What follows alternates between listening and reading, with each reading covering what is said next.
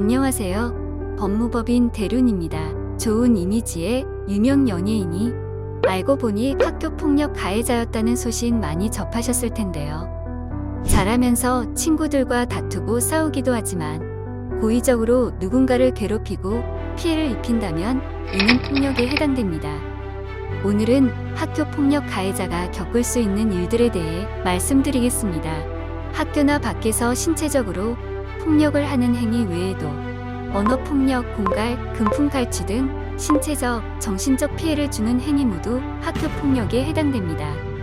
특히 코로나19로 학교 등교가 제한되면서 사이버 학교폭력 발생률이 높아졌다고 하는데요. 사이버 학교폭력도 처분 대상이 될 수 있습니다.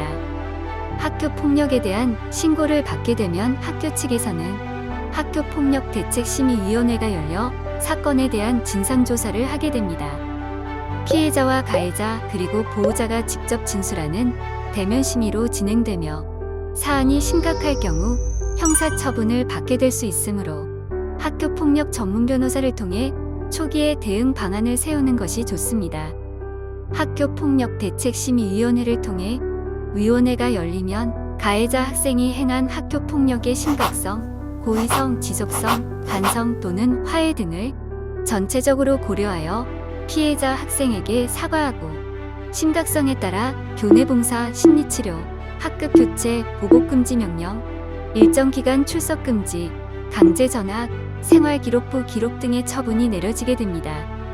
물론 의무 교육 과정에 있다면 퇴학 처분을 면할 수 있지만 형사처분은 만 14세 이상부터 가능하다는 점 유의하셔야 합니다. 학교폭력위원회에서 내려진 처벌이 불이익하게 내려졌다거나 수용하기 어려울 경우 위의 처분에 대한 소송을 진행할 수 있습니다. 학교폭력은 성인이 되어서 사건을 제기하는 경우가 많고 각 공소시효 범위 안에만 들어가면 처벌이 가능하기 때문에 미흡하게 대처하게 된다면 엄중한 처벌을 피할 수 없습니다.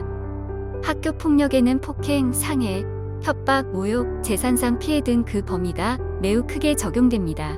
이 중 대표적인 처벌의 형량에 대해서 알아보겠습니다. 폭행의 경우 공소시효는 5년입니다. 형법 제260조에 의거하여 2년 이하의 징역, 500만 원 이하의 벌금, 구류 또는 과료에 처할 수 있습니다. 집단 폭행의 경우 공소시효는 7년입니다. 형법 제261조 특수폭행으로 5년 이하의 징역 또는 1,000만 원 이하의 벌금에 처할 수 있습니다. 공갈 및 강도의 경우 공소시효는 10년입니다. 형법 제350조 10년 이하의 징역 또는 2,000만 원 이하의 벌금형에 처할 수 있습니다. 이외에도 불법 촬영을 하거나 유포 및 판매 등을 할 경우 7년 이하의 징역 또는 5천만 원 이하의 벌금에 처하는 등 유형과 사건에 따라 엄청난 수위의 처벌을 받을 수 있습니다. 뿐만 아니라 추가적으로 피해를 당한 학생에게 손해배상도 준비해야 할 수 있는데요. 이처럼 민형사상 조치를 모두 해야 하므로 학교 폭력 사건에 연루된다면 반드시 초기부터 전문 법률인의 조력을 구하시는 것을 추천드립니다. 아직 어리고 철이 없을 때라며 학생 때 저지른 실수라도 그것은 큰 화가 되어 돌아올 수 있습니다.